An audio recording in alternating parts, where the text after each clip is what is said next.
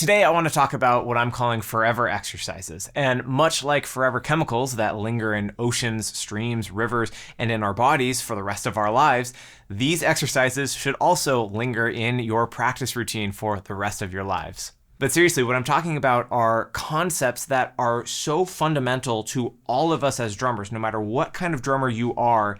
These are exercises and concepts that should always be in rotation because they are just that crucial to everything we do. And I think I'm going to split this idea into at least a couple of videos. So if you like this premise and if this is helpful for you, check out the other videos on this channel as well. First concept we're going to dive into is subdivisions, and I want to explain the concept, give you a quick story about an experience with subdivisions and Mark Guiliana, and then explore a few ways that we can incorporate this idea into our practice. So when I'm talking about subdivisions, I'm talking about our note values, how we can take quarter notes and subdivide them into different amounts of notes. So if we take our quarter notes, da, da, da, da, and we slice each of them in half, we get eighth notes. Da, da, da, da, da, da, da, da. And if we take a quarter note and we slice each one into three, we get triplets. Da, da, da, da, da, da, da, da, da, da. Eighth note triplets to be exact. If we slice it into four, we'll get 16th notes. Da, da, da, da, da, da, da, da, da, da, da.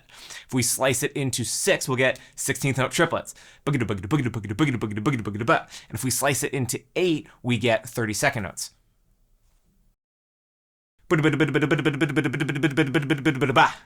You've probably heard of and practiced those note values, but you should also be aware of some other subdivisions that aren't so common, like quarter note triplets, where you take two quarter notes and divide that into three evenly spaced notes, or quintuplets, where you divide a quarter note into five evenly spaced notes, or septuplets, where you divide a quarter note into seven evenly spaced notes. And the reason these are so important to be aware of and to be able to play accurately is because they are absolutely foundational to anything you're going to play on the kit, whether you're a jazz cat, whether you play rock, whether you play Afro-Cuban music. You cannot escape that everything you play is going to fall into one or multiple of these subdivisions. And if we want to be able to control our time as drummers, that's really a story of being able to control all of your subdivisions at different tempos and switch seamlessly between them. So the first thing that we should do, if you've never done this before, is just go up and down our subdivisional scale. So let's play two measures each of quarter notes, eighth note triplets, 16th notes, 16th note triplets, and 32nd notes.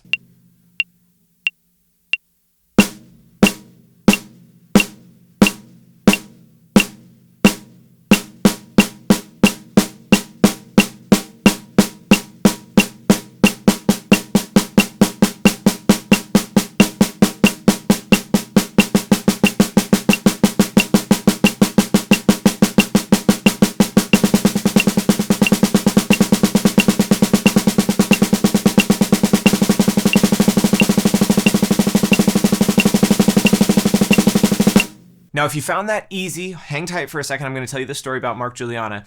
And if you found that difficult, great. That is the first place that you should start. If you found it very difficult, you should maybe eliminate some of those subdivisions. Maybe don't worry about the 32nd notes or the 16th note triplets, or slow the tempo down so that they're all more manageable. Or maybe you found that some of those transitions, like quarter notes to eighth notes, was no problem, but maybe eighth notes to eighth note triplets was kind of dirty. Maybe you kind of messed it up for the first half measure or so, and then you got into it, but maybe you need to go over that again and clean it up. So quick side story for those of you that are kind of folding your arms at this and thinking that maybe you're too good for these exercises. I attended the very first 21 drums camp in Ireland. I was super fortunate to do that some number of years ago, and it featured Mike Johnston, Mark Guiliana, and Sput from Snarky Puppy. But the relevant story here is the first clinic that we had with Mark. Now, we were excited to see all of the teachers, of course, but Mark's style is so unique and he's so kind of soft-spoken that there was kind of a mysticism in the air as he sat down at the kit, didn't really say much. You know, all of us, the students, are just kind of sitting there kind of quietly buzzing. And he hands out a piece of paper and it's got an exercise on it. And he sits down, and I'm going to paraphrase here, but he says something like, all right, I want to show you guys something that I've been practicing for 30 years. And we all look down at this paper, and what he's written out is a measure of quarter notes, a measure of eighth notes, a measure of triplets, and then a measure of eighth notes. And we're all kind of staring at this and kind of wondering, like, okay, we're going to start with this really, really basic concept, and then we're going to take it in all these crazy directions and do some crazy Mark Guiliana stuff with it, right? No, not at all. He, in his sort of understated Mark Guiliana way, says, I have been working on this exercise for, again, whatever it was, 30 years, and there are still days where I just can't get it. And we're still trying to kind of figure out what he's talking about. And he turns on a metronome and he says, here's basically how it goes. He turns on a metronome, he's got a practice pad in front of him, and he plays exactly what I just described on the paper. He plays quarter notes, then he plays a measure of eighth notes, then he plays a measure of triplets, then a measure of eighth notes. And he describes why this is so important, sort of in a similar way that I'm trying to describe why all of these subdivisions are important. And we're still kind of in disbelief that this is all he's going to show us. And he gets to the end of playing through that cycle a few times, and he goes like, yeah, you see? Sometimes I just can't get it. And we are all stunned because it sounds flawless to us, but he starts to explain how important these foundational exercises are in the same way that I am trying to explain it here. So my point here is what I just gave you is already more complicated than what Mark Guiliana gave us. So if that exercise is good enough for him, then this exercise is definitely good enough for you. However, I do feel like there's benefit to manipulating this exercise and going through it in different ways. So some simple ways to mix it up would be, instead of going just up the subdivisional scale, maybe to go up and then down. You can also start mixing in some of those more exotic subdivisions, like I mentioned, like the septuplets and the quintuplets. You could also just start picking out random subdivisions and saying, okay, I'm going to do one measure of eighth notes, then one measure of 16th note triplets, then one measure of quarter notes, and one measure of 32nd notes. Because when you're playing a song, it's not like you're always going to neatly go through your subdivisions either up or down.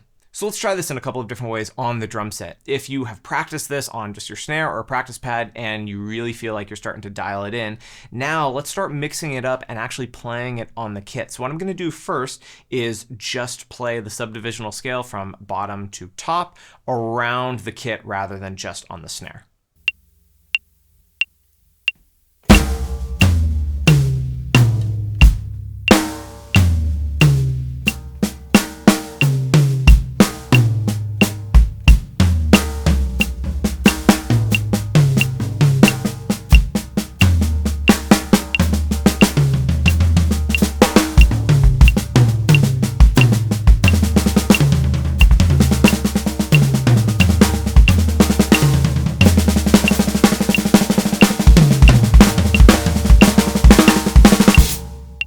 Okay, so now what I'm going to do is pick 4 random subdivisions, and I am going to improvise with them for a couple measures each around the kit.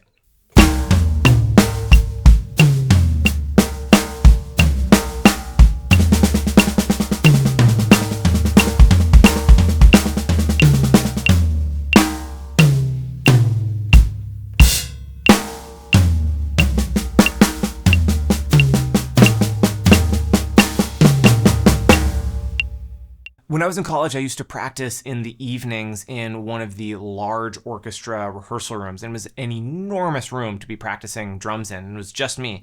And there was this huge blackboard on one wall. And for at least a couple years, every single practice session, I would walk over to that blackboard and I would write in huge letters 4 different subdivisions, just like that. I would just pick whatever my subdivisions were going to be that day. And then I would go through some exercises, just running from one subdivision to the next and trying to trick myself and see if I could make myself trip up with a certain transition from one subdivision to the next. So these exercises really can get as difficult as you want to make them. We've really only scratched the surface here. And I will remind you that there is nothing wrong with staying with the most simplistic version of this exercise, a la Mark Guiliana. So I am putting my stamp on this concept as one of the forever exercises, something that I will probably continue to practice for the rest of my life, and I will continue to get benefit out of. And hopefully you will as well, and hopefully you'll get benefit out of it. So let me know in the comments if and how you practice your subdivisions. Hope this helps. Thanks for watching. See you next time.